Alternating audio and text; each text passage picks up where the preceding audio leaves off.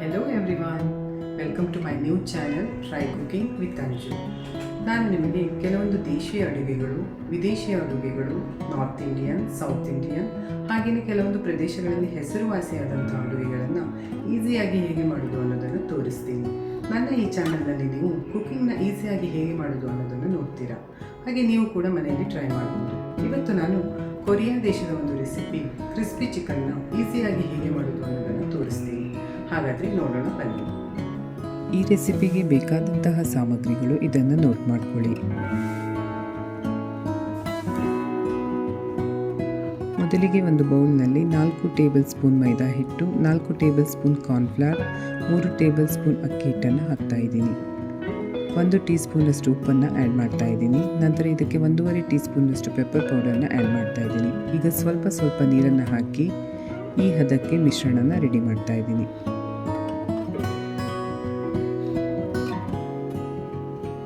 ಈಗ ಈ ಮಿಶ್ರಣಕ್ಕೆ ಅರ್ಧ ಕೆಜಿಯಷ್ಟು ವಾಶ್ ಮಾಡಿರುವಂತಹ ಬೋನ್ಲೆಸ್ ಚಿಕನ್ನ ಆ್ಯಡ್ ಮಾಡ್ತಾ ಇದ್ದೀನಿ. ಹಾಗೆ ಅರ್ಧ ಟೀ ಸ್ಪೂನ್ನಷ್ಟು ಶುಂಠಿ ಪೇಸ್ಟ್, 1 ಟೀ ಸ್ಪೂನ್ನಷ್ಟು ಬೆಳ್ಳುಳ್ಳಿ ಪೇಸ್ಟ್ ಹಾಕಿ ಚೆನ್ನಾಗಿ ಮಿಕ್ಸ್ ಮಾಡಿ ಅರ್ಧ ಗಂಟೆಯಷ್ಟು ಮ್ಯಾರಿನೇಟ್ ಆಗಲು ಬಿಡಬೇಕು.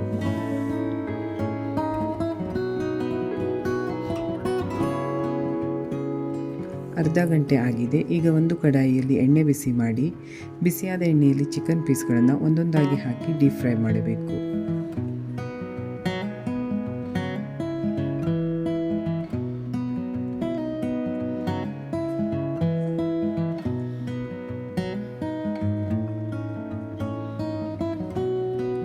ಏಳರಿಂದ 8 ನಿಮಿಷ ಮೀಡಿಯಂ ಫ್ಲೇಮಲ್ಲಿ ಫ್ರೈ ಮಾಡಿ ಸ್ಟ್ರೈನರಲ್ಲಿ ತೆಗಿತಾ ಇದ್ದೀನಿ.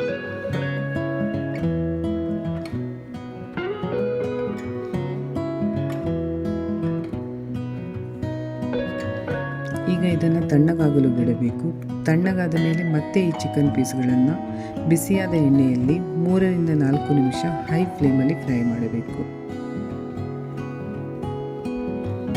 ಹೀಗೆ ಮಾಡೋದ್ರಿಂದ ಈ ಚಿಕನ್ ಪೀಸ್ಗಳ ಹೊರಗಿನ ಭಾಗ ತುಂಬಾ ಕ್ರಿಸ್ಪಿ ಆಗುತ್ತೆ, ಹಾಗೆ ಒಳಗೆ ತುಂಬ ಸಾಫ್ಟ್ ಆಗಿರುತ್ತೆ. ಈಗ ಇದನ್ನು ಪಕ್ಕಕ್ಕಿಟ್ಟು ಒಂದು ಪ್ಯಾನ್ನಲ್ಲಿ 2 ಟೇಬಲ್ ಸ್ಪೂನ್ನಷ್ಟು ಎಣ್ಣೆ ಹಾಕ್ತಾ ಇದ್ದೀನಿ. ಎಣ್ಣೆ ಬಿಸಿ ಆದ ಮೇಲೆ 5ರಿಂದ 6 ಬೆಳ್ಳುಳ್ಳಿ ಎಸಳನ್ನು ಚಿಕ್ಕದಾಗಿ ಕಟ್ ಮಾಡಿ ಹಾಕಿ 3ರಿಂದ 4 ನಿಮಿಷ ಫ್ರೈ ಮಾಡಬೇಕು.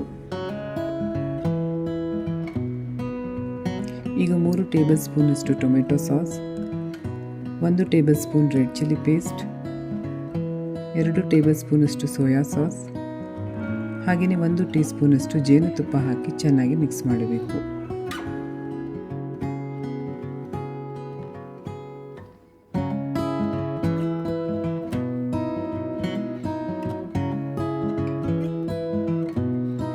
ಎರಡು ನಿಮಿಷಗಳ ನಂತರ 1 ಟೀ ಸ್ಪೂನ್ನಷ್ಟು ಅಚ್ಚ ಖಾರದ ಪುಡಿನ ಹಾಕಿ ಮಿಕ್ಸ್ ಮಾಡ್ತಾ ಇದ್ದೀನಿ. ಈಗ ಫ್ರೈ ಮಾಡಿರುವಂತಹ ಚಿಕನ್ ಪೀಸ್ಗಳನ್ನು ಆ್ಯಡ್ ಮಾಡಬೇಕು. ಈ ಚಿಕನ್ ಪೀಸ್ಗಳನ್ನು ಮಸಾಲೆ ಜೊತೆಗೆ ಚೆನ್ನಾಗಿ ಮಿಕ್ಸ್ ಮಾಡಿ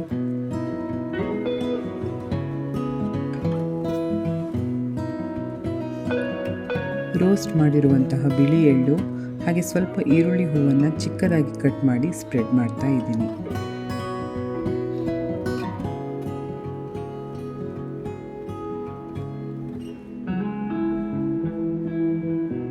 ಈಗ ಸ್ಟವ್ ಆಫ್ ಮಾಡಿ. ಈಗ ನಮ್ಮ ಟೇಸ್ಟಿ ಹಾಗೂ ಕ್ರಿಸ್ಪಿ ಆದಂತಹ ಕ್ರಿಸ್ಪಿ ಚಿಕನ್ ರೆಡಿಯಾಗಿದೆ. ಇದನ್ನು ಮಾಡೋದು ತುಂಬಾ ಈಸಿ ಆಗಿರೋದ್ರಿಂದ ನೀವು ಕೂಡ ಟ್ರೈ ಮಾಡಿ.